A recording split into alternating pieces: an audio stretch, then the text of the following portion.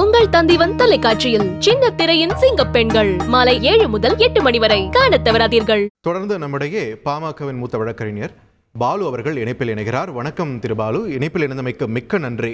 இந்த உள் ஒதுக்கீடு உறுதி செய்திருக்கிறது இப்போ உச்சநீதிமன்றம். பாமக கட்சி தரப்பிலுமே மிக நீண்ட நாட்களாக இந்த உள் ஒதுக்கீடு சம்பந்தமான கோரிக்கை வலுத்துக் கொண்டே இருக்கக்கூடிய நிலையில இந்த தீர்ப்பு எவ்வளவு முக்கியத்துவம் வாய்ந்தது? பாமகவுடைய நிலைப்பாடு என்ன? உச்சநீதிமன்றம் அருந்ததியர்களுக்கு உள்ஒதுக்கீடு வழங்குவதற்காக தமிழக அரசு கொண்டு வந்த சட்டம் செல்லும் என்று அறிவித்திருப்பதை முழுமையாக வரவேற்கிறோம். இது பெரும் நமது சமூக நீதிக்கு ஒரு பெரும் வெற்றியாக இதை கருதுகிறேன். நிச்சயமாக அருந்ததியர்களுக்கு உள்ஒதுக்கீடு வழங்க வேண்டும் என்று தொடர்ந்து வலியுறுத்தி வந்த இயக்கம் பாட்டாளி மக்கள் கட்சி. எங்களுடைய மிக அழுத்தமான கோரிக்கையின் அடிப்படையில் தான் இந்த உள்ஒதுக்கீடு என்பது வழங்கப்பட்டது. அதை எதிர்த்து தொடரப்பட்ட வழக்கில் இப்பொழுது உச்சநீதிமன்றம் உள்ஒதுக்கீடு வழங்குவதற்கு ஒரு மாநில அரசுக்கு அதிகாரம் இருக்கிறது, ஒரு உள்ஒதுக்கீடு என்பதை வழங்க முடியும் என்ற இரண்டு முக்கியமான தீர்ப்புகளை இன்று வழங்கியிருக்கிறார்கள். இந்த இரண்டு தீர்ப்புகளுமே இதற்கு முன்பு வன்னியர்களுக்கு வழங்கிய 10.5 விழுக்காடு இடஒதுக்கீடு உச்சநீதிமன்றத்தில் வழக்கு நடைபெற்ற போது அந்த வழக்கில் வழங்கப்பட்ட தீர்ப்பையும் மேற்கோள் காட்டிதான் இந்த தீர்ப்பு என்பது வழங்கப்பட்டிருக்கிறது. அந்த தீர்ப்பிலே கூட உச்சநீதிமன்றம் தெளிவாக சொன்னது என்னவென்றால், ஒரு மாநிலத்திற்கு அங்கே இருக்கக்கூடிய இடஒதுக்கீட்டை முடிவு செய்ய அதிகாரம் இருக்கிறது. ஒரு குறிப்பிட்ட சாதிக்கோ அல்லது ஒரு சில சமூகங்களுக்கோ உள்ஒதுக்கீடு கொடுப்பதற்கு அதிகாரம் இருக்கிறது. உள்ஒதுக்கீடு வழங்குவதற்காக மத்திய அரசு பிற்படுத்தப்பட்ட ஆணையத்தை அணுக வேண்டிய தேவையில்லை. இதையெல்லாம் 6 காரணங்களை தெளிவுபடுத்தி அந்த வழக்கில் 2022ஆம் ஆண்டு அந்த தீர்ப்பு என்பது வழங்கப்பட்டது.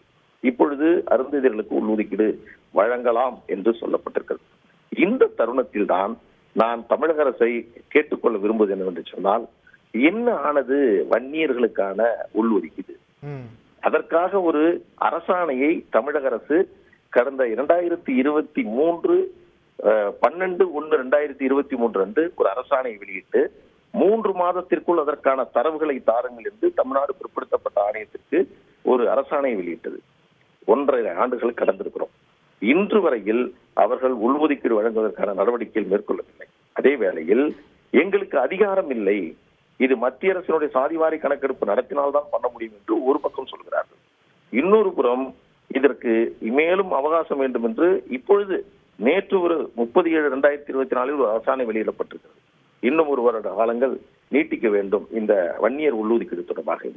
இப்பொழுது அருந்ததியர்களுக்கான உள்ஒதுக்கீடு என்பது செல்லும், செய்ய முடியும் என்று சொன்னதற்கு பிறகும் தமிழக அரசு எந்த காலதாமதமும் செய்யாமல் தமிழ்நாட்டில் யார் தங்களுக்கு உள்ஒதுக்கீடு வேண்டும் என்று கூறினாலும் அவர்களுக்கு அந்த உள்ஒதுக்கீடு வழங்குவதற்கு முன்வர வேண்டும். இது ஒரு மிக அவசியமான தீர்ப்பு. தமிழக அரசினுடைய நிலைப்பாட்டில் தடுமாற்றம் இருக்கிறது, அவர்கள் இந்த சமூக நீதி கொள்கையை சரியாக அவர்கள் பின்பற்றவில்லை என்பதை இப்பொழுது தெளிவுபடுத்துகிறது. சட்டமன்றத்திலே முதலமைச்சர் சொல்லுகிறார், எங்களுக்கு அதிகாரம் இல்லை, மத்திய அரசால் மட்டும்தான் நடத்த முடியும், நாங்கள் நடத்த முடியாது என்று சொல்கிறார். ஆனால் இன்றைக்கு தமிழக அரசால் கொண்டு வரப்பட்ட சட்டம் செல்லும் என்று உச்சநீதிமன்றம் சொல்லியிருக்கிறது. எனவே இது ஒரு சரியான புரிதல் இல்லாத பாதையில் சமூக நீதி பயணத்தை தமிழக அரசு மேற்கொண்டு வருகிறது. அதற்கு ஒரு முற்றுப்புள்ளியை இப்பொழுது உச்சநீதிமன்றம் கொடுத்திருக்கிறது.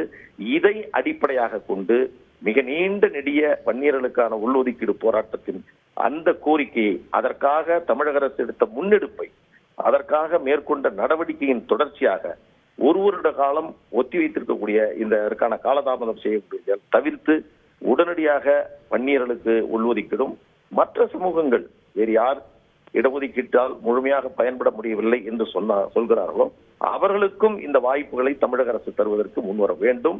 இந்த தீர்ப்பை முழுமையாக பாட்டாளி மக்கள் கட்சி வரவேற்கிறது. நன்றி திரு பாலு, இணைப்பில் உங்களுடைய கருத்துக்களை பகிர்ந்தமைக்கு. உங்கள் தந்திவன் தொலைக்காட்சியில் சின்ன திரையின் சிங்கப்பெண்கள் மாலை 7 முதல் 8 மணி வரை காணத் தவறாதீர்கள்.